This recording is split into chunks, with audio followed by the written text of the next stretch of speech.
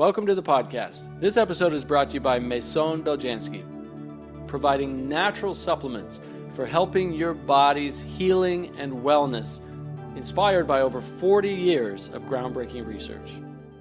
Today I am joined by my friend and colleague, Dr. Jenn Simmons. Jenn, what's happening? How you doing? Oh, I'm doing great. I'm happy to be here. I apologize for my background. I am in a hotel in Las Vegas where I have been camping out for the last 5 days, but I'm happy to be here with you. So I know you've been speaking at events there and Yeah, documentaries and all kinds of stuff. For people who don't yeah. know, Dr. Jenn is was one of the nation's most prominent breast cancer surgeons, right? You had a very illustrious career, I did. and you had a big, I I think mean, I still do well, in a new way, right? I mean, in a new you, way for sure. yeah, what's really fascinating is that on one hand, you were, women would come to you with breast cancer. I mean, you were recommending standard of care, right? What you were trained in medical school and Yeah, surgery, chemotherapy, radiation. And then you yeah. went through your own awakening process and health journey. And now you recommend functional medicine, holistic medicine, right? I do. Natural approaches. And you help people Yeah, actually heal naturally from cancer and other chronic diseases. Can you tell a little bit about your personal journey and what led you to absolutely. shifting? Because that's a huge shift, um, Huge. and it's fascinating how you got there. Huge. And I think that people don't make that shift unless they have something really impactful. I mean, I got a call to action like no one's business, right? So I really don't remember a time in my life where I didn't know about breast cancer. Breast cancer was part of the tapestry of my family. I come from a very big family, and all of the women in my family had breast cancer, with the exception of my mother, who had colon cancer. Hmm. And as a young child, I had a first cousin. Her name was Linda Creed. She was a singer-songwriter in the 1970s and 1980s. I am dating myself. She was beautiful, brilliant, larger than life. She wrote 54 hits in all, and her most famous song was The Greatest Love of All. So she wrote that song in 1977 as the title track to the movie The Greatest, starring Muhammad Ali. But it really received its acclaim in March of 1986 when Whitney Houston would release that song to the world. And at that time, it would spend 14 weeks at the top of the charts.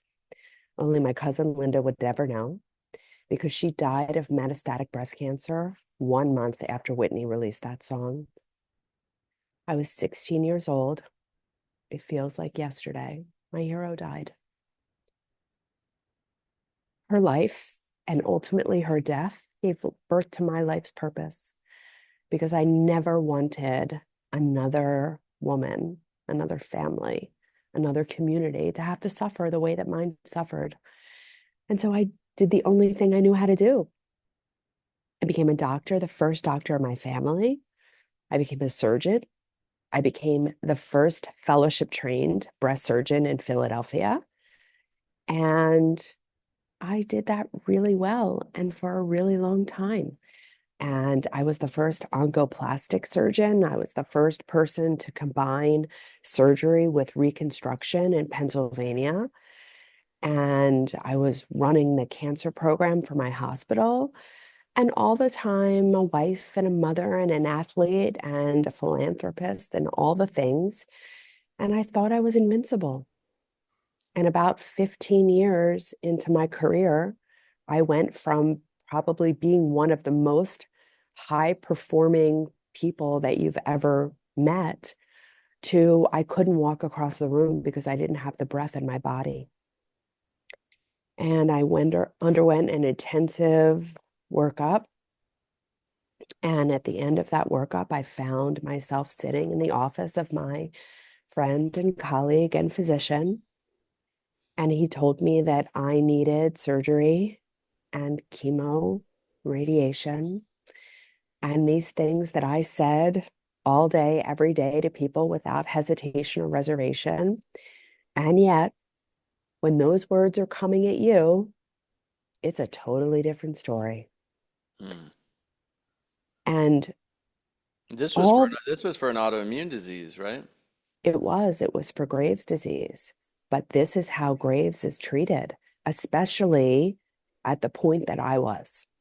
So I was in thyroid storm and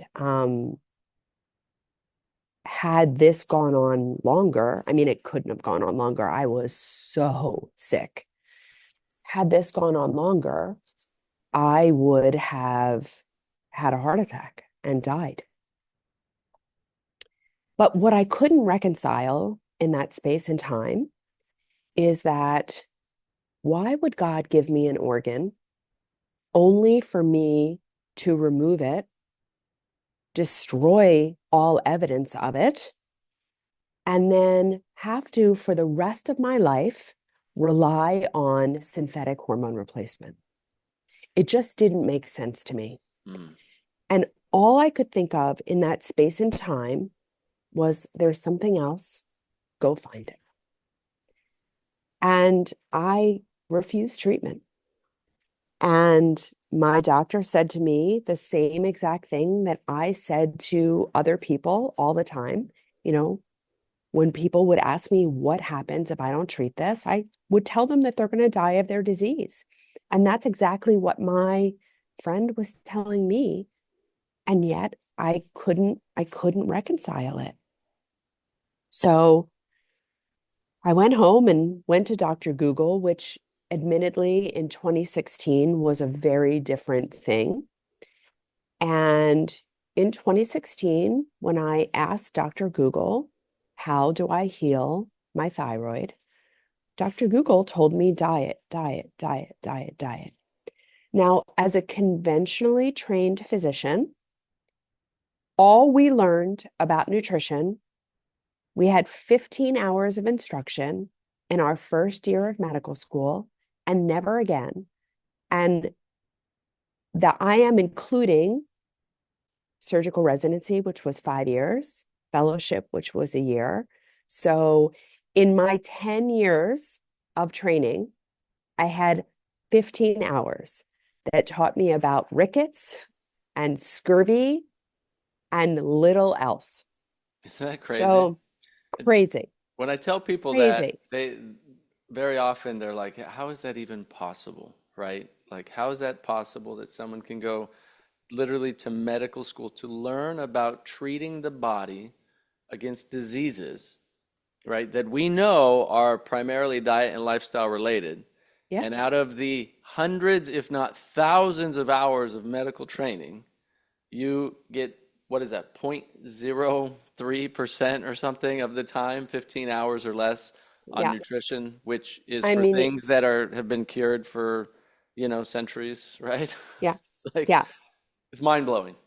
And this goes back to the fact that nowhere in medical school are we taught to make people healthy. Nowhere in medical school are we taught about the drivers of health. What we're taught in medical school is to recognize a constellation of symptoms, name it, right? Give it a diagnosis, and then prescribe a drug, a procedure, a something, right? But the purpose of that is not to reverse that condition. The purpose of that is merely to suppress the symptom. That's all it is. Suppress the symptom. Our system is literally built, whether it's intentional or not, and we can definitely talk about that. I think this is one of those situations that is both intentional and the people stuck in the system are completely unaware of it. Right. So I don't think that doctors go into the system knowing that they're part of that system. Right. I It's think it's just like doctors all go it's in like with the best politics. intention. Yes. It's like politics, right? I mean, there are good people who go into politics with the intention to actually make a difference. And I'm not saying everybody does, but there are many for sure who want to make a positive difference. And then they get into the system and they realize that it is so corrupt, it's so manipulated, it's so driven by power and greed and money that no matter how good of a difference they want to make, they're constantly railroaded, blocked, and then manipulated to do somebody else's bidding. And if you don't scratch their back, whatever you want to do is not going to get done. And so, it becomes this thing of like, well, what's the lesser of the evil, right? That's our two-party system. I hear it all the time. Well, vote for the lesser of the two evils. Well, I don't want to vote for Yeah. any evil. So Yeah. what's the point, right? I Um, know. yeah. And so the medical system is exactly the same way, unfortunately, today, Exactly the same way. right? Exactly the same way. And, going to medical school is a huge, huge, huge investment. And you also give up all of those years of potential earning because, it costs you a $500,000 to go to medical school. And then for the first however long when you come out and you're in training, you're making $30,000 a year. So by the time you start off life in your 30s or late 20s, you've lost all of those years of income. You have tremendous debt. Most people have tremendous debt, and you're stuck. You're stuck working in this system. So it takes a lot for someone to walk outside of that because it's scary. Did you And for know me, any of this? Did you know any of this at all before your diagnosis? Did you have any inclination of this, or were you kind of, I were you had no idea. no idea? Okay. No idea. So, in fact, so this was 2016. And in 2016, when I decided that I needed to learn more about nutrition, because even though I went to medical school, I got zero training around nutrition. And I thought I knew enough because I wasn't overweight, right? So if I wasn't overweight, I must have had it figured out enough, not even realizing that, disordered eating, which is what I had, was enough to keep me thin without, having me do the right thing. And so I enrolled in a certificate program, the Institute for Integrative Nutrition, because it was something that I could do and still work. And I went in really reluctantly, like a total snooty booty doctor who, I drove them crazy. I must have called them 50 times and said, like, are you sure I'm going to learn something? I mean, I'm a doctor, for God's sakes. And they assured me that I would learn something and that there were plenty of doctors that had come through the program. And so I'm sitting in one of the very first lectures. This tall, lanky guy walks on stage, big toothy grin, and he introduces himself as a functional medicine physician. And there I am, like, I'm a doctor for 20 years at this point. There's no such thing as a functional medicine physician. What is this quack talking about? Right. And then I remember that I'm sick and I'm there for a reason. So I check my ego at the door, I tune in, and thank God I did. Because as it turns out, the quack was Dr. Mark Hyman.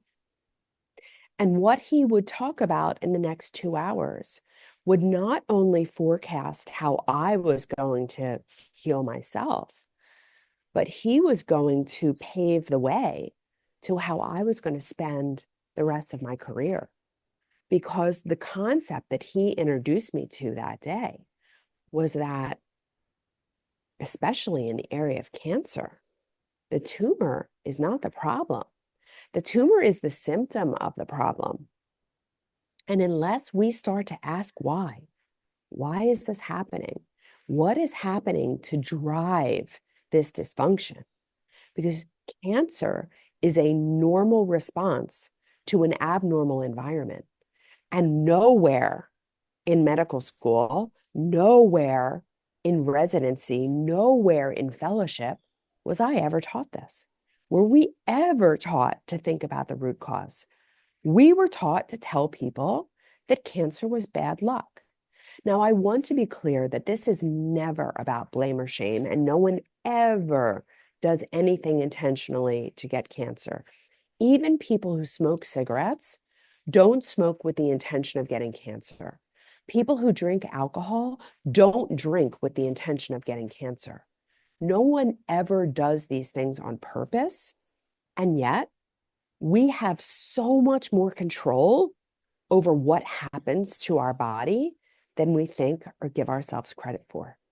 And it was on that day that I learned my power, and then I learned that I could empower millions of people to restore their health and create the health that they want, rather than just walking through this life kind of aimlessly, just following inside of the guardrails of a system that really does not have our best interest at heart. I mean, at the risk of, sounding like a conspiracy theory, we are very much being guided towards illness our entire lives. Right. I mean, it's starting off from, when I was a baby, it was considered breastfeeding was considered something that poor people did. And if you had money or any affluence, you would feed your kid formula, right?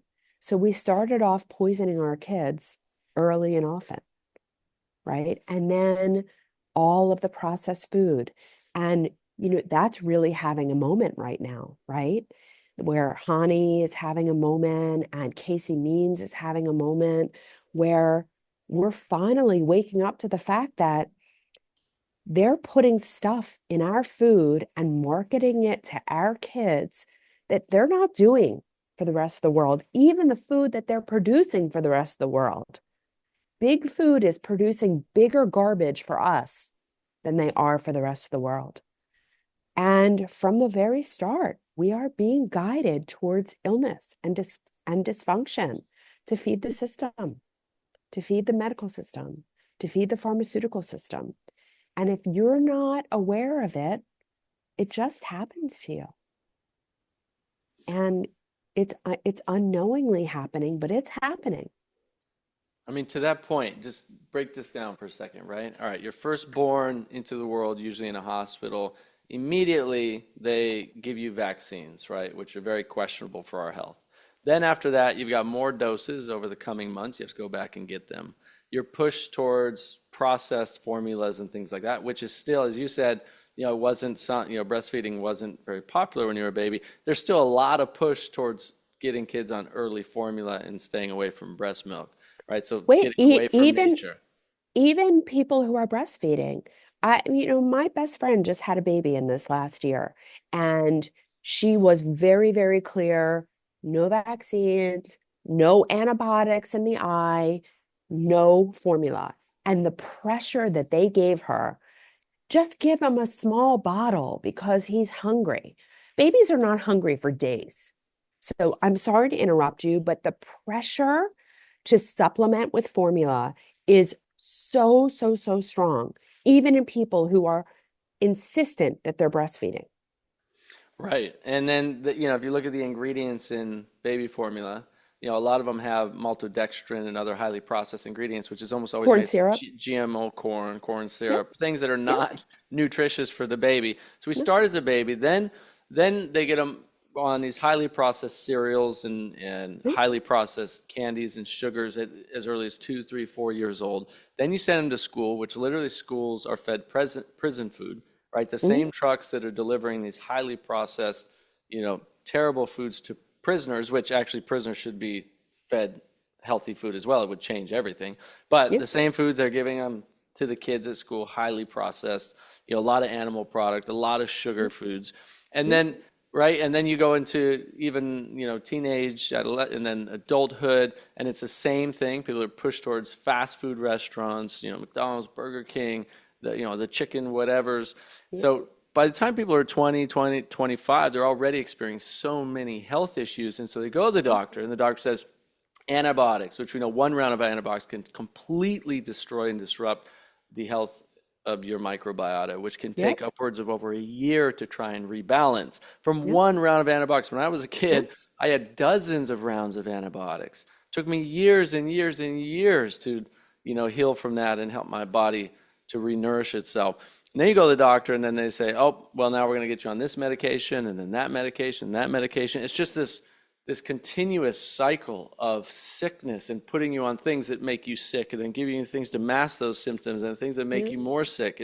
So anyone that goes, "Oh, this is a conspiracy theory," it's not a theory when it's proven, right? It's a proven conspiracy. The Yeah, people who are profiting from this entire system clearly want people to continue to remain sick, and that's a conspiracy. Conspiracy yeah, meaning that people are conspiring to keep people sick so that they can keep profiting off of them. yeah, Kellogg's, you mentioned Vanny, right? With Kellogg's, for example. Here's my issue with that. So yes, they, don't add food dyes and a couple other ingredients in European cereals that Kellogg's does here in the US and some other companies as well. The problem is, let's say Vanny's successful and Kellogg's goes, hey, yeah, you twisted our thumb. People are mad at us. We're losing profits. We're going to listen to you. We're going to listen to the people. We care about you. We're taking out the food dyes. We're going to use natural colors. And everyone yeah, goes, it's still yay, we garbage. love Kellogg's. And then the food It's still exactly is garbage. still Yes, garbage. Like, it's still don't garbage. feed your kids that crap anyway because it's Yes. maltodextrin. It's lots of sugar. It's highly processed. There's nothing healthy. So they say, it's healthier in Europe than it's here. No, it's the same garbage. It literally is I, the same I agree garbage. with you 100%. And this has always been my argument. And then I'm answered by all the people saying, well, at least it's better. I could argue that it's not better and that we should skip all of this. And Right. quite frankly, if we supported the natural food market in the Exactly. way that we supported the processed food market, we wouldn't have these problems. And it all If comes we down to money. subsidized broccoli instead of subsidizing wheat and corn and soy, we wouldn't have this problem, Right. Right. right? And it's education, right? It's literally voting with your dollar. I mean, the first Yes. time I heard that was probably 17 plus years ago, and it hit me so hard. I thought, you know what? That's the one thing that I can vote for every day that actually will make a difference is where I Mhm. spend my money Yeah. is exactly what I tell the markets, what I tell the companies and the governments of what I want. And if I spend my money on the things that are actually going to provide health to me and my children and my family, guess what? More companies are going to respond, more lobbyists are going to respond, more governments are going to respond. And so it is the Yes. one place we absolutely have so much power is where we spend our dollar. And people go, oh, well, healthy food's too expensive, so I buy fast food. You can eat healthy for the same amount of money that you can eat garbage if you know what you're doing. Yes. I agree with you completely. Um, and yet it's hard to be that house and that person in that my children are like, Mom, there's nothing to eat in this house, right? And they're actually And it's at full this of and point, it's full of food, right? You got it's full of food. vegetables and fruits Yes. and all kinds At of at things, this but point, they're 16 and 18 and yeah, they love the food in our house. But when they were younger and they would go to everyone else's house and there's junk food and snacks and the things that I just don't keep in my house. And I would say they would like, there's no snacks. Okay, have some pistachios, have some walnuts, have some cashews, have seaweed snacks. Like there are snacks. It's just not cheese puffs. right, right. It's not It's not Doritos. the addictive stuff. Yes. It's not the Yes. high sugar that's going Um, to give you a but dopamine hit and make you yeah, addicted to it. Yeah. but now, I have a football player, I have a weightlifter, like these kids don't want any of that garbage because they're not putting it in their bodies.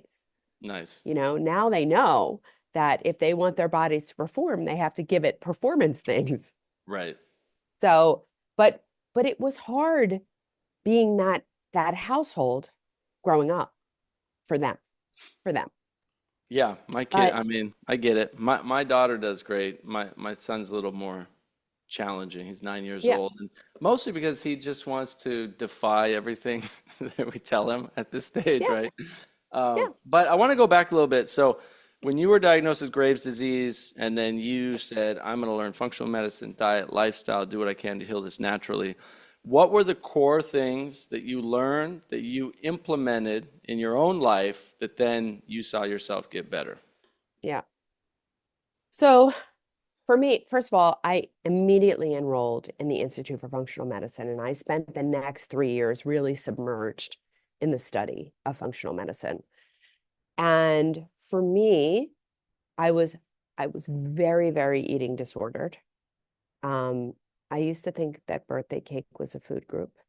So I would very much binge on sweets and then not eat for 2 or 3 days in order to kind of make up for that. Um, and I was burning my candle at both ends. I was working. I had very little balance in my life. I had no mindset practices. I had no self-care at all. So I had a lot of work to do. I was also living in mold and didn't know it. So that was probably the biggest trigger for me, is that I was holding it together before then. And then we moved, and the mold added into my already disordered existence was enough to flip the switch for me. Yeah, your immune system just couldn't take anymore, right? It was like, Couldn't all take it right, anymore. yep. Yeah. So that was the major thing for me. So we did a mold renovation, and I started to, run air filters, but also meditation and grounding and fasting, but fasting in a healthy way. And when I broke that fast, I broke it with real food and healthy food.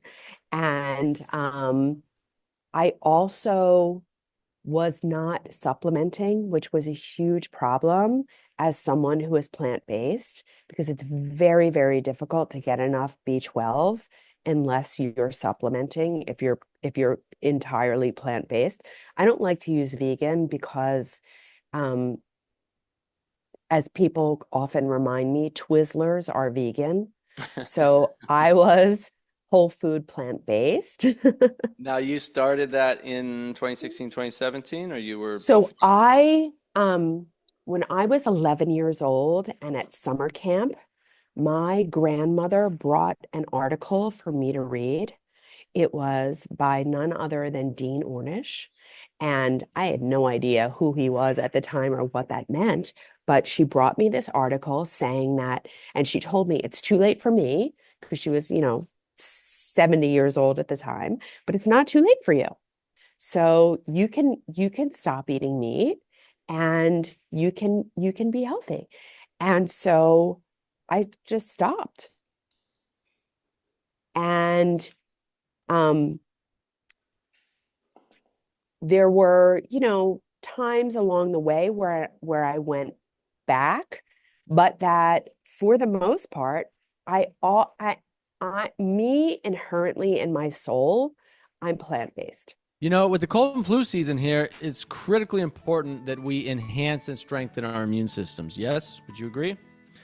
The problem is, though, that there's so much confusion out there when it comes to what actually works for our bodies and for our health.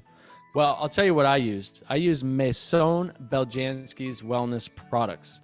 Maison Beljanski's products are backed by science to not only help empower the immune system, but can support detoxification and contribute to our overall health. Coming from Europe, the all-natural Beljanski formulas are now available in the United States and are recommended by top doctors everywhere. A lot of the colleagues I work with, functional medicine practitioners that work with patients with all kinds of diseases, are recommending Maison Beljanski's products to their very own patients. As a special sponsor of this podcast, Maison Beljanski has included a very special discount offer for all of my listeners. You can get 15% off your first order using the promo code Nathan, and you'll always enjoy free shipping when you order 4 products or more. You can grab your wellness products today at maisonbeljanski.com. That's MAISONBELJANSKI,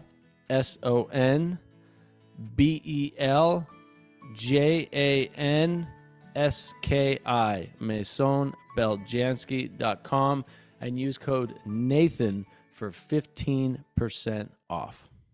Hey, welcome back to the podcast. Before we get started, I want to give you a free gift that I have spent over a decade researching thousands of hours of peer-reviewed studies and interviewing hundreds of world-leading functional medical doctors and cancer conquerors that lays out a blueprint for helping your mind and body become a cancer-fighting fortress for natural cancer prevention and healing. And that's my Amazon #1 best-selling book, Becoming Cancer-Free. The physical copy sells for like $10 on Amazon, which, you can go get that if you want, but I'm happy to give you the ebook absolutely free. Just head over to becomingcancerfree.com and you can download that ebook instantly. Again, that's becomingcancerfree.com, and it's yours as a gift from me to you for tuning into this podcast. All right, let's get to the show. You know what's funny? I never heard that story about Dean Ornish until now. And Really? what was it, a couple of years ago? And remember? Imagine how God works, right? So you get that article, 11, puts you on a plant-based diet. And then a couple of years ago, I invited you onto a webcast with Dean and I, Yeah. right? And you were there on the webcast as one of my expert panelists with Dean Ornish. And Yeah. who else did we had? We had, I think we had Dr. Michael. It was a stellar panel. And here, and that was the first time you'd met him in person, right? Well, on Zoom. It was. Yeah. Yeah, It imagine was. that. Isn't that amazing? I was so starstruck. That's It's so like cool. having problems getting my words out. Yeah. So isn't that amazing how like the world just comes full circle like that? Yeah. So my grandmother, when I was 11 years old, handed me this article That's and it amazing. had that tremendous impact on the rest of my life. But I think that things like that find you. I mean, that's where I was meant to be. But I was also meant to be smarter about supplementing. My vitamin D level was like 13 or something crazy like that because I was never outside. I wasn't eating any animals and I was not supplementing. So for me and my healing, it was just the perfect storm of Jennifer, you can do this, but you need to do it differently, far differently. The other thing about And a plant-based diet that, may have contributed um, towards your thyroid issues, right, is a lack of iodine. So if you're not eating seaweed and nori and other sea vegetables or supplementing with iodine or have salt that has iodine in it, right? Like actually, it's not just plant-based either. So many people actually, even on an omnivore diet, end up deficient in iodine. It's lacking yeah, in a lot of people's diets nowadays. And if you it's don't get true. enough adequate iodine, um, your thyroid health can tank over the years. So you have And iodine, you it's have actually a B12, little more, yeah, it's a and you have little more vitamin D. complicated than These are that some big though. ones. No, Yeah, I know it's not the only thing, but just for the general population, right? Like these are some basic things that we should be testing once a year at least, right? absolutely. Iodine, B12 on any diet, Yes, vitamin D, your yes. omegas, omega 3s, for example. Like these are some key things that so many people are deficient in on every diet. I saw a study recently, it was something like close to 60% of people tested on all diets were vitamin D deficient. Yeah, And that's massive. Vitamin D is so essential because people aren't yeah, getting enough sunshine. Like you said, they're indoors all day long. yeah, So essential for, our immune function health. yeah, yeah.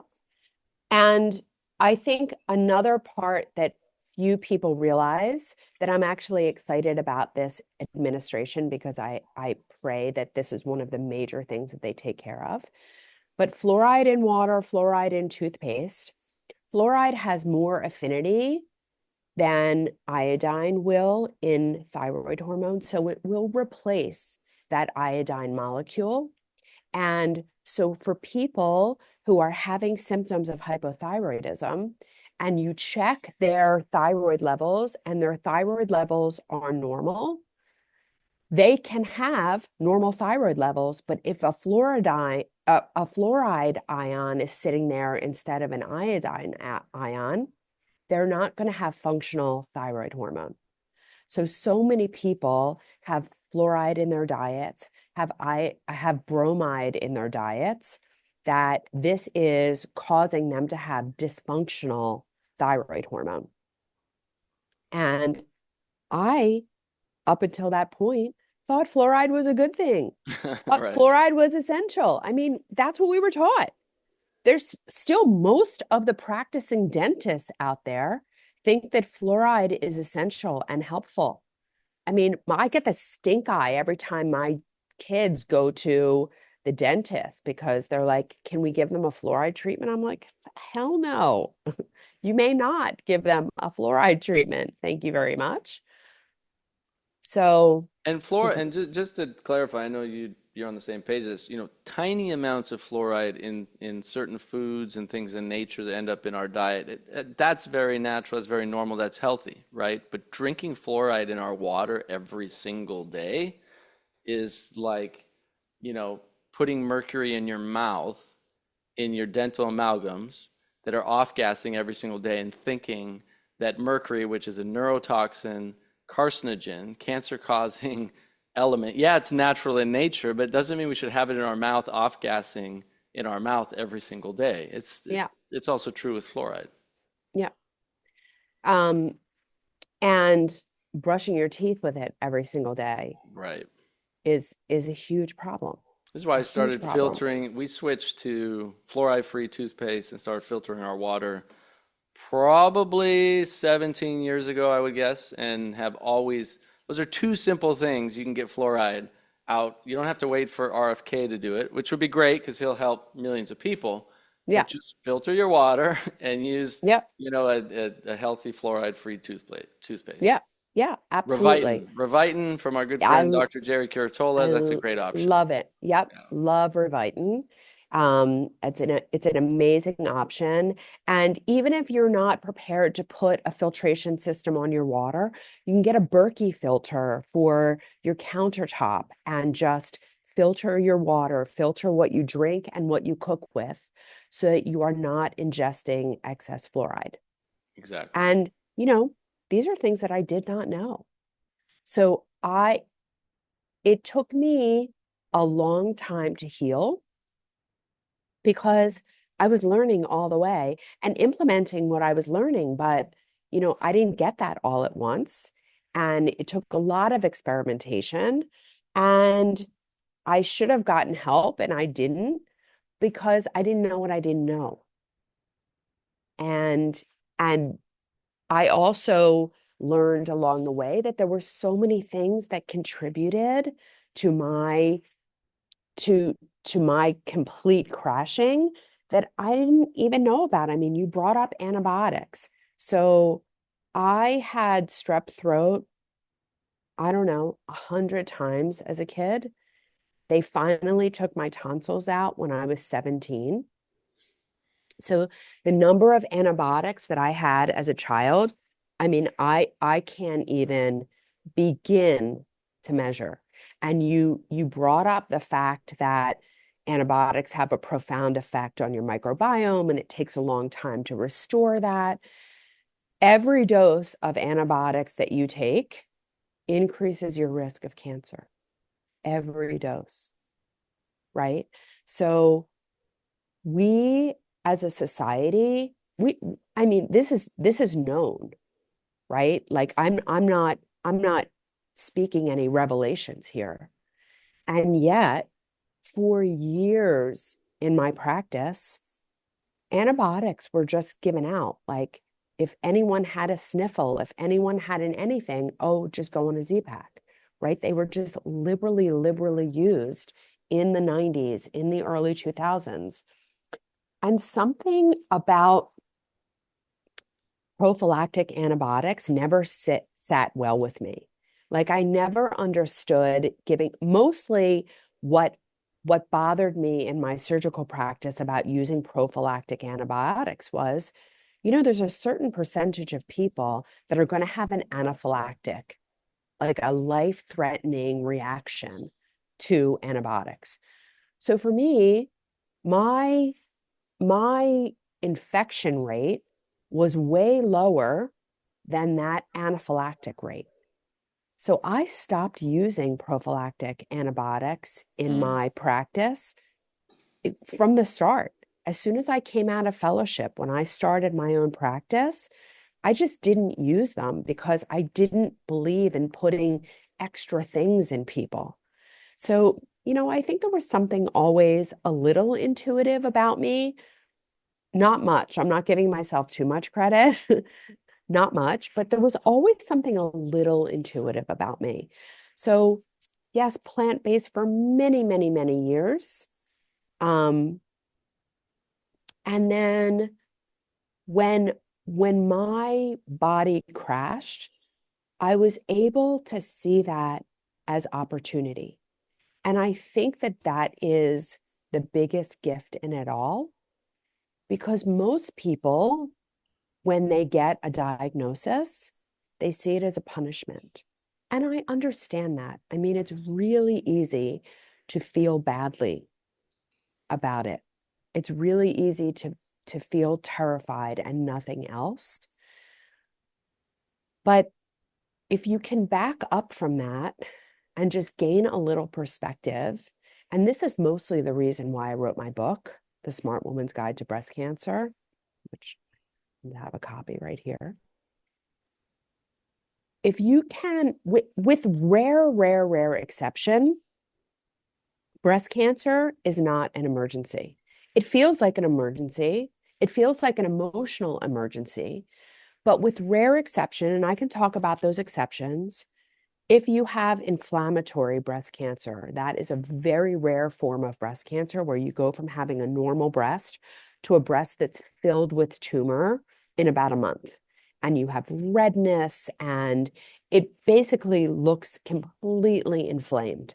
So, inflammatory breast cancer is an emergency. It needs to be treated right away. If you have breast cancer that has spread to your bone, metastatic breast cancer, and caused a fracture, it is virtually impossible to heal when you're in pain. So that needs to be dealt with and treated right away. And if you have metastatic disease to the brain, so you have breast cancer that spread to the brain is a fixed, it's taking up a fixed space in the skull, right? The skull is a fixed area. So you can't afford for too much swelling because it will cut off the blood supply to the brain, and that's not consistent with life. So if you have metastasis to the brain, that's an emergency and needs to be treated right away. Everyone else, everyone else, you have time. You have the time to learn about the disease, to understand what's happening to you, to think about your why, and to make a plan and a determination as to what you're going to do to reverse this. And you can build a team of people that think like you think, that respect you, respect your opinion, respect your thoughts about this. And if you can see it, because I understand that cancer is not a blessing, never a blessing, but if you can see it as a blessed opportunity to take stock in your life, to see what's working and what's not, and create health, actually create health, it's an amazing, amazing opportunity. And that's what I got out of my diagnosis. Now, I want to be clear that I got a lot worse before I got better. And healing is never this. It's this, and it's this, and it's this, and it's this, and it's this. And it's never done. It's never done. I'm on a constant quest towards health. It's a journey for sure. And I'm always looking to get better, to do better. And I'm looking for that for my patients too. And I'm sure you feel the same way, that it's for everyone. It's a journey. It's a life, it has to become a lifestyle at some point, right? Yes. Where you just, Yes. where everything you do is like, okay, this is now just part of my life. And I look forward to all the things, continue to learn about health and implement and experiment with. It's like something that a lot of people look at as a chore, expensive, not even investment. It's more like, as a burden versus the more you do these things and live this way and eat healthy and juice and do cleanses and fasting and sauna and exercise, it's like the more you do, the more you want to do because the better you feel, right? I Yes. feel better. Oh, I'm going to do more. Oh, now I'm feeling better with this, so I'm going to try this. Oh, what about pulse electromagnetic frequency therapy? Okay, let me try that. Oh, this is starting to feel good. What about red light therapy? What about this, that? And it just becomes a lifestyle that you look forward to doing. I Yeah. want to talk to you about or ask you about a couple things specifically for cancer. Now, you know, still today, as long as I've been teaching about it and many others have been teaching about it, still so many people are misled to believe certain things are bad for them in regards to cancer or hormone health, when in fact they are actually incredibly healthy for them, right? Because of misinformation. One of those things is things like organic tofu or soy, that people think, oh, soy tanks your hormones, can lead to cancer, it has estrogen, right? All this misinformation. And I would love to hear what you write about in your book on soy. We've talked about it in the past. Um, Yeah. in terms of whether it's just health in general, cancer prevention, or somebody dealing with a cancer diagnosis. Yeah. So soy does have estrogen. Soy has what we call phytoestrogens or plant-based estrogens. And these plant-based estrogens tend to activate certain receptors in our body. And in the breast specifically, these phytoestrogens activate the estrogen receptor beta. So we have a cyclic plan in our bodies. And as women, we, in a quest for reproduction and potentially feeding a child, we have a cycle every month. And in the beginning of the cycle, we are building. And towards the end of the cycle, if there's not conception, then everything is kind of going away and being quieted. So the building part of the cycle is the alpha receptors, and the going away and quiet is the beta receptors. And as it turns out, soy activates these beta receptors. So not only do they not put it as at risk of breast cancer, they're actually protective against breast cancer. And we know when we look at the population of people that consume the most soy, they actually have the least amount of breast cancers around the world. And all cancers, even all hormone related Yes, cancers, even men in yes. prostate cancer, we see that Men as in prostate cancer, colon cancer, all of these cancers that are hormone related, right? Now, there is a big blue ocean of soy products.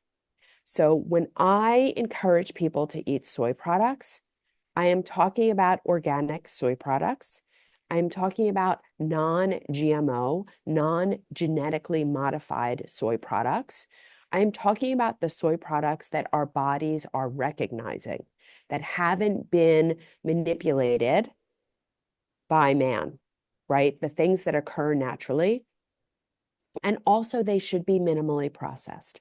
So we're talking about edamame or soy milk or tofu, which is made from soy milk, or miso, which is fermented soy, or natto, which is fermented soy.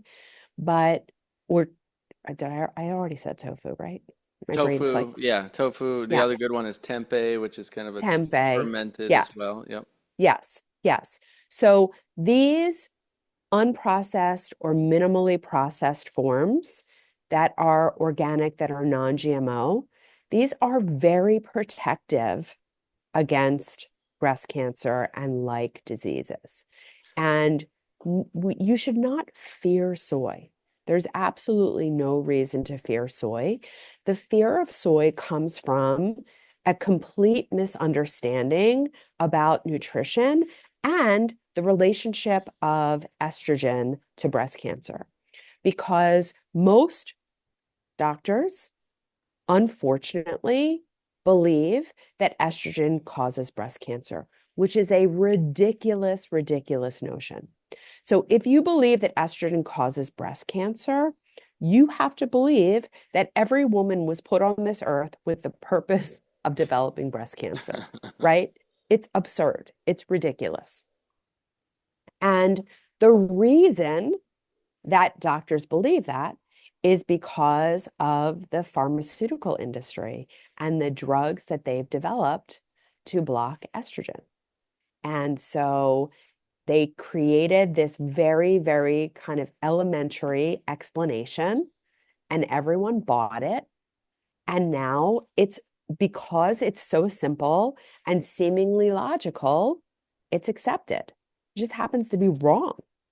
And there are so many things that fall under this category. But I just think it's so interesting that when you look at the population of women that are on hormone replacement, right, that are using bioidentical estrogen, that is actually protective against breast cancer, right? And when you look at the women who are on hormone replacement and compare them to the women that aren't on hormone replacement, both groups get breast cancer, right? Because it has nothing to do with the hormone replacement. It has to do with everything else. So people on hormone replacement get breast cancer, people not on hormone replacement get breast cancer. But when you look at the two groups, the women who are on hormone replacement and get breast cancer actually have better outcomes. And then when you flip it on the other side and you look at the women who have had breast cancer, the ones that go on hormone replacement afterwards do not have an increased risk of recurrence, and they have better long-term outcomes. They have less all-cause mortality. So this whole convenient explanation that hormones cause breast cancer, that estrogen causes breast cancer, is something that so desperately needs to be unlearned, and yet it's hanging in there, like the mammogram controversy. It's just hanging in there because people learned it and they believed that what they were taught in training was true, and they never questioned it. And the Women's Health Initiative didn't help, right? That whole study that came out originally and said that hormone replacement causes breast cancer and there's increased incidence, and it was later retracted and debunked in 2017 in a paper that I'm sure no one read. And so, we're still suffering generations later under that complete false assumption that hormones cause breast cancer, but they don't. And phytoestrogens, not just the ones in soy, but the ones in flax, all these phytoestrogens, these are all protective against breast cancer and should be included in everyone's breast cancer protocol. I love that. The other thing about phytoestrogens, also some of those are known as isoflavonoids or isoflavones, right? Have anti-cancer properties. That's the In thing it, about yeah, them that protects yeah, against cancer that's really yeah. fascinating. The other thing about phytoestrogen, which is again plant, means plant estrogen, it if you compare it to a human estrogen molecule in the body, a phytoestrogen in a plant has about 1/1000th of the effect of a normal estrogen molecule. So you'll see doctors, these carnivore doctors and people online talking about how plants are bad for you and soy has so much estrogen and 100 times more estrogen than meat and this and that. And unfortunately, they have no idea what they're talking about because one, they don't understand the effect, the protective properties that we're talking about. But number two, they also don't even know because they haven't done the research that phytoestrogens are 1/1000th of the effect Yeah. of, They're very of human weak, estrogen. It's weak totally different. estrogens. Yeah, so if Yeah. you're concerned about you know excess hormones from your diet, most of that actually is coming from an animal-based diet, from milk and dairy and animal products. Whereas the phytoestrogens in plants like soy have been shown again and again and again and again, literally in hundreds and hundreds and hundreds of studies, to be very protective and not to tank or throw your hormones out of balance, but to help balance your hormones because they can. What's really fascinating too is that they can do what our body needs. They have Yeah. an anti-estrogenic effect, right? and they have a pro-estrogenic effect, really depending on how they attach to our receptors, like the beta Hmm. receptor we were just talking Hmm. about, and Yeah. so forth. And so that's the cool thing about plants and our human design, from God, is like we put the plants into our body and then our body knows what to do with it. But when we're putting Yeah. all these chemicals and toxins and excess animal products and processed food, and we're stressed out and lots of heavy metals, that's when things get out of whack, and then people go, oh, it's the soy's the problem, right? Or the Yes. or the green vegetables are the problem. Oh my God, but I'm over here eating Doritos and Cheetos and filled with heavy metals and drinking fluoride every day and stressed out and sleeping 5 hours a night and drinking 7 cups of caffeine every day. But it's the vegetables that are going to kill me, right? It's just Yeah. like it's Yeah. total nonsense, I but know. I it's know. what gets clicks and views, and I know. unfortunately, good good people are falling for that misinformation, and it's Yeah. actually kind of sad because then they Yeah. suffer from it. Yeah. Well, it feels really persuasive when that stuff comes out. And I think so many people don't realize that, you would never take growth hormone, but if you're eating commercially raised anything, you're taking growth hormone. Right. And if you think that you wouldn't take unnecessary antibiotics, but you're eating commercially raised animals, you're consuming a lot of antibiotics. And I just saw something over the weekend about if you wouldn't take vaccines, but you're eating farm-raised fish, they're all vaccinated. So if you wouldn't do these things, you have to know that they're all being done to the animals that you're consuming. And it's not just about not eating those processed meats. I mean, I think that everyone has a firm understanding now that bacon and sausage and deli meats, they all are very bad for your health. But I think that there's a also similarly pervasive understanding that meat and chicken and fish are all healthy, and they're really not. Most of them are highly, highly inflammatory and contain things that you would never voluntarily put in your body.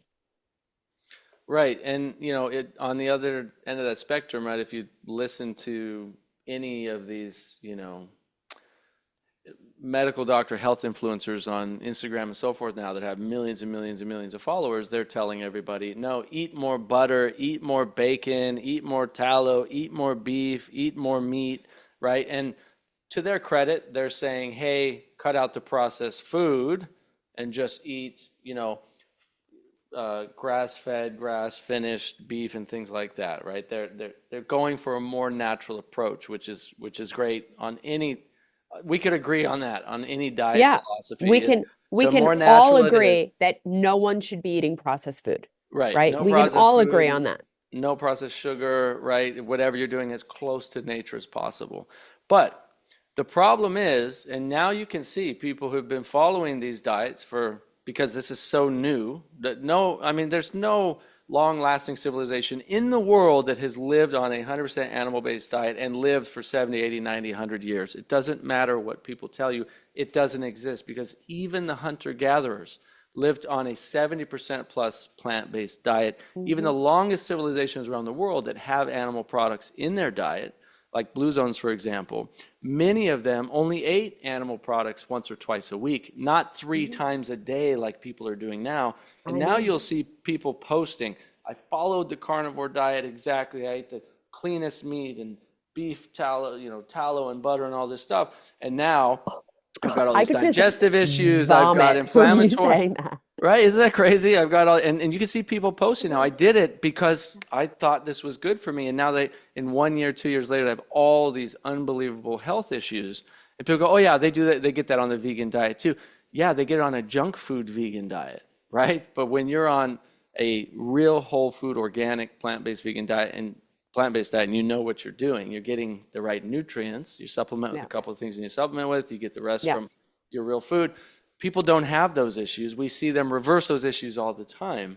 But now people are sharing and posting like all the time how this, carnivore diet is literally destroying and tanking their health. And so you have to be really careful who you listen to and what you're willing to put your body through.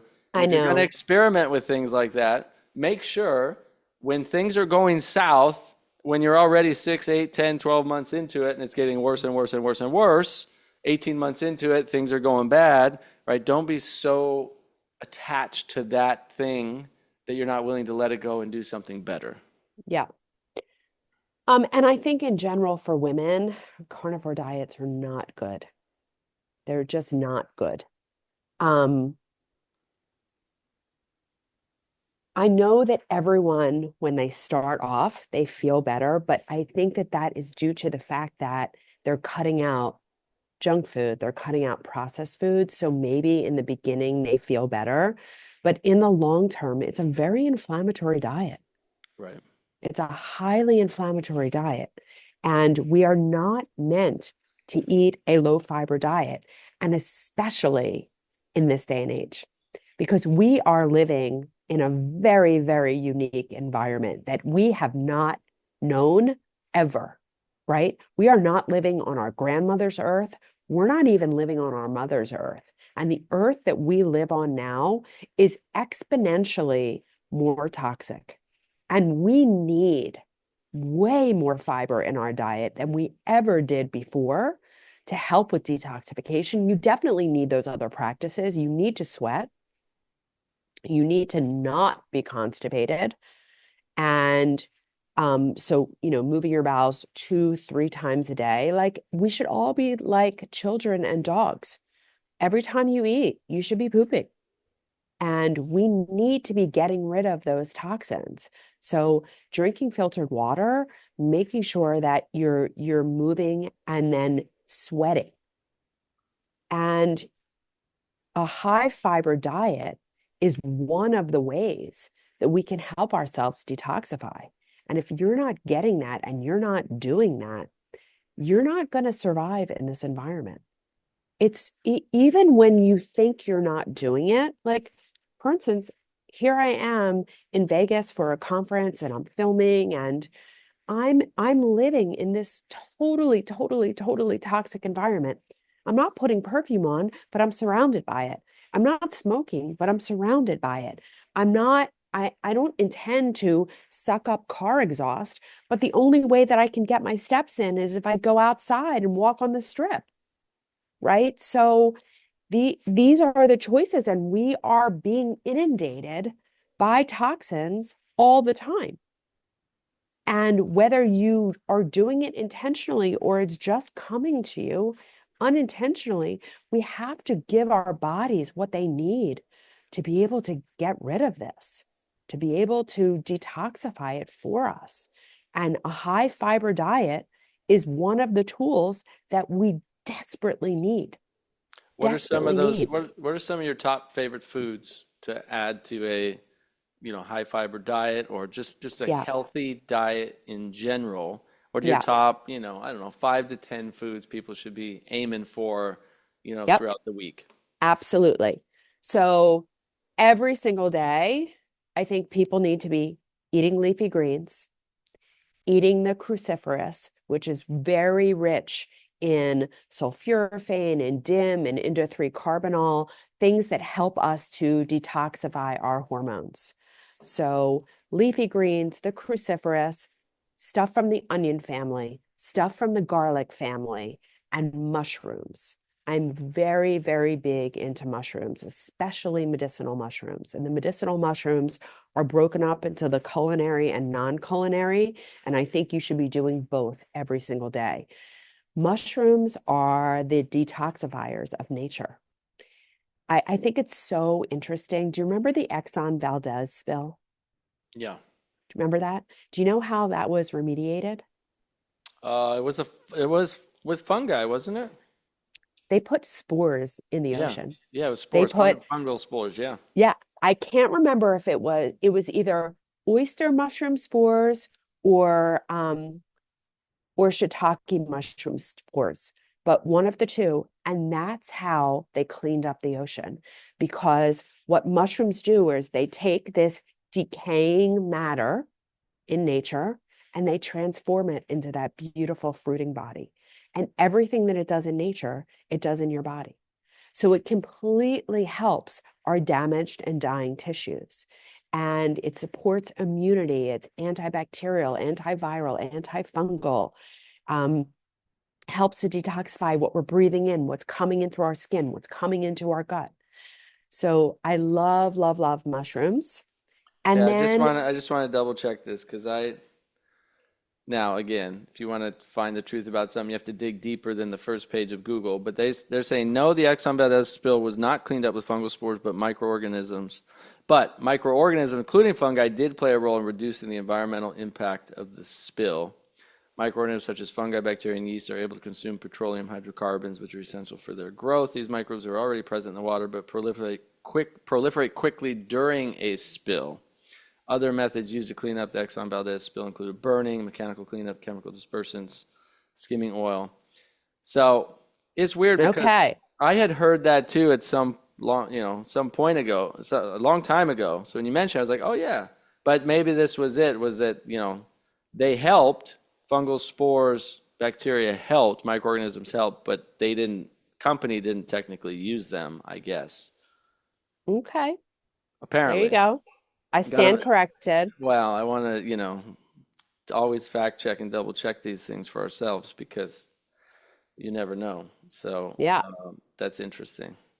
But the thing about, to your point though, I mean, mushrooms, Dr. Furman was on my podcast a while ago and he told me that if you're taking he said mushrooms are as powerful, medicinal mushrooms are as powerful as tamoxifen. Because everybody's always asking in our cancer coaching program, right? Like, what are alternatives to tamoxifen? Hmm. He says mushrooms actually are as powerful. Specifically, turkey tail. Turkey Turkey tail. tail is very, very well known and widely used around the world as part of cancer treatment protocols. There was another study I saw years ago when I was researching for my book, Becoming Cancer Free, was about they were looking at people who ate it was 18 grams of mushrooms a day. And 18 grams is literally like two small mushrooms that could fit in the palm of your hand. That's not that Yeah, much. it's nothing. 18 grams of mushrooms a day. And people who ate, so at least like two mushrooms a day versus those who didn't, had, I have to pull up the study, but it was something like 65% less chance of a cancer diagnosis than people who ate no mushrooms. Like I'm mushrooms telling are you, incredible, edible incredible. mushrooms, medicinal. And the highest performing ones are things like maitake, shiitake, right? They have certain chemical constituents that have Yep.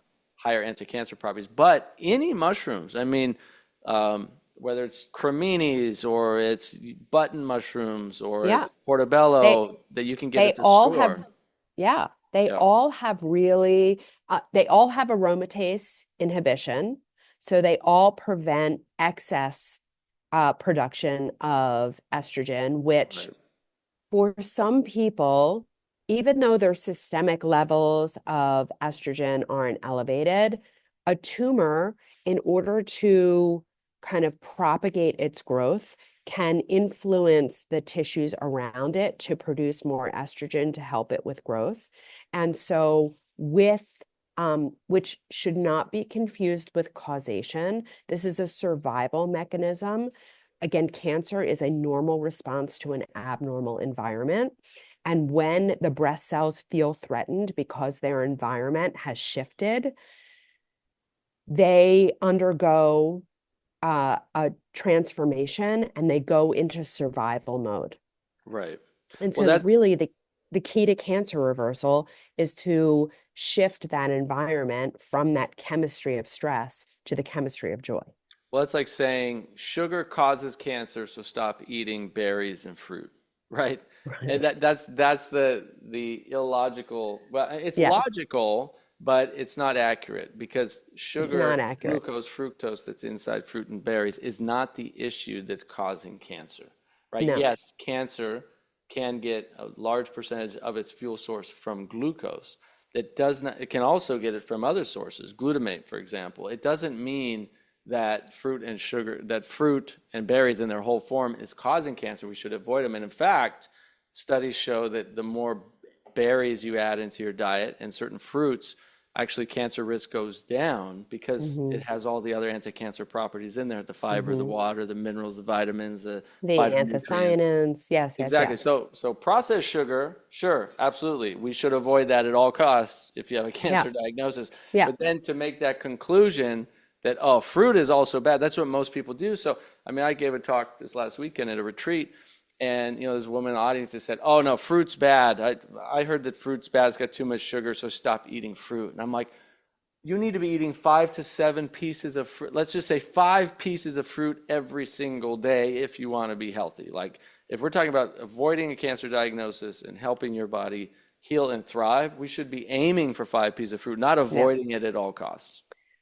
But I do want to add in that you want to eat the fruits that are rich in color, Exactly. because those are the ones that are going to be the most beneficial for you. So go for color.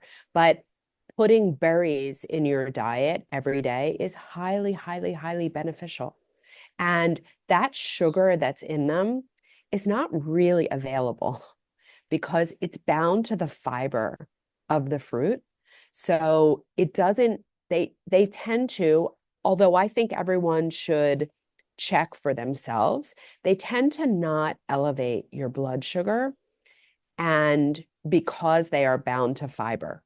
Now, at the same time, while I love whole fruit, I don't love juicing fruit because that is immediately available as sugar. Yes, you will still get the vitamins, but I believe that it should come along with the fiber. Agreed.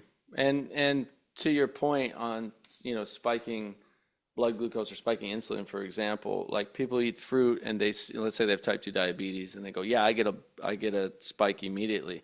Well, of course you do, because it's clear in the literature, and my good friend Cyrus Kambata, PhD, and co-founder of Mastering Diabetes, they've proven again and again and again that that happens because you have too much dietary fat in your diet. When your diet is full of excess fat, including saturated fat, what it does is it blocks your cell's ability to take in the insulin.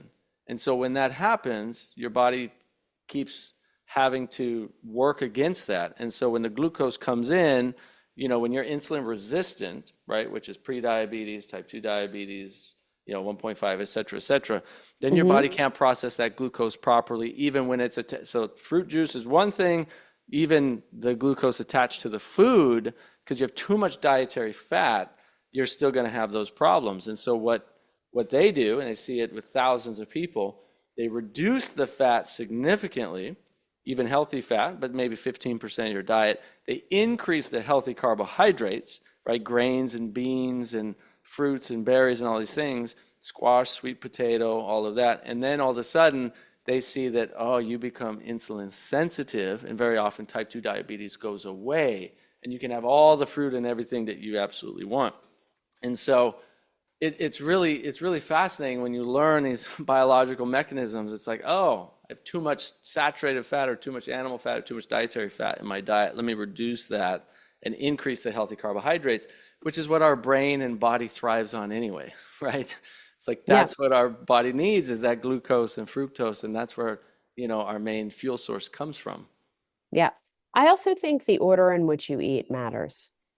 So I tell people to always eat your low glycemic foods first.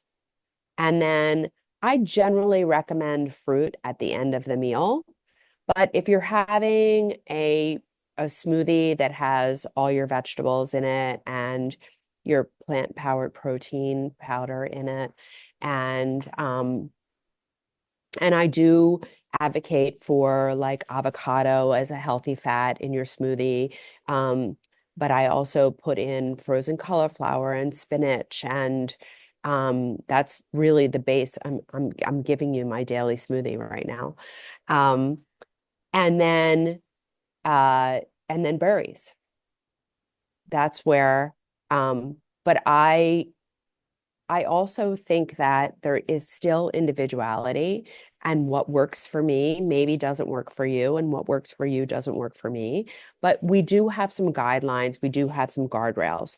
So another of the foods that I think are indispensable in the cancer space is ground flax. I have everyone on 2 tablespoons of ground flax every day.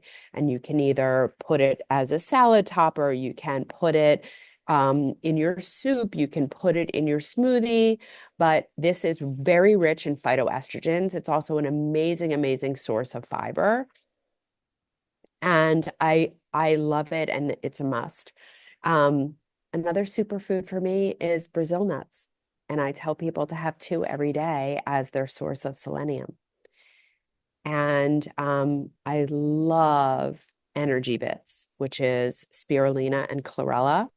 I don't know if you're using these, but this is I an put a powder amazing, in my, I use a powder in my smoothie, but it's just, it's a green powder with spirulina chlorella, but I don't know about the yeah. energy bits. Is that a So product that's like a brand or that's what? that's a product, it's a brand. It is the founder of this company is an amazing, amazing, amazing woman named Catherine, and they're actually producing this spirulina and chlorella in filtered water tanks with like just the right amount of light, and they are air drying it so it never gets exposed to heat, so none of the proteins or none of the enzymes are ever denatured. And their components have amazing anti anti-cancer properties, and they are protective with your mitochondria, and they help with mitochondrial repair. Those are the energy producing units of the cells. And cancer is actually a result of mitochondrial dysfunction. So this is something that I advise everyone to use in their daily routine, and to include spirulina and chlorella. I think that they're absolutely positively superfoods. Turmeric is another one of my superfoods, and you can use the actual root, you can use the powder in your cooking. You can supplement with it in capsules. But turmeric is another amazing anti-inflammatory, has anti-cancer properties. Um, so I, I think that it seems daunting if you're not doing all of this stuff right now. But once you get into the habit of this, these are things that are so easily incorporated into your everyday, and they just up level everything for you. And before I was sick, I actually didn't know what it was to be healthy. Mm. I didn't know what it felt like. I didn't know what it felt like to get out of bed in the morning with energy for miles. I thought it was normal to be tired. I thought it was normal to be achy, right? And what happens when you go to the doctor and you tell the doctor that you're tired and achy? What does the doctor say? That's normal. You're getting older. This is what Here's happens. here's some drugs that'll Yeah. help.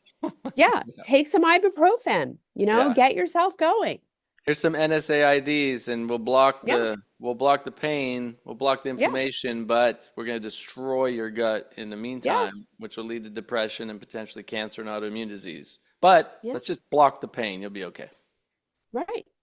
But this is what's happening in every single aspect of medicine. If you go in and you have reflux, what happens? Do you get told to change your diet? No.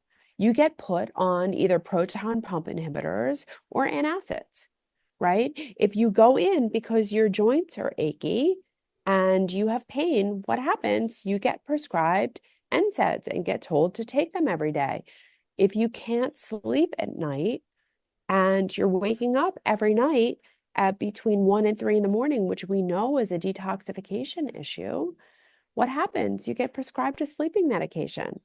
And nowhere does anyone ever talk to you about why that is happening. And I could go on and on and on, right? We're putting people on all kinds of, osteoporosis support, right? These medicines that people are being prescribed, these are toxic medications that are never, ever, ever solving the problem. They're putting a Band-Aid on it. Sometimes they're making it worse in the long run. And many of these medications, the side effects require another medication. And before you know it, people are on 5, 6, 7 pharmaceuticals, all for what could have been corrected with diet. Right. And Diet, lifestyle, 80% of stress our, reduction. yeah, 80% of our chronic disease is from dietary and lifestyle. And doctors have no idea how to create health. All they know how to do is diagnose and prescribe. So that's what they do. I think they do it with good intention, especially in the beginning. And then I think they get stuck.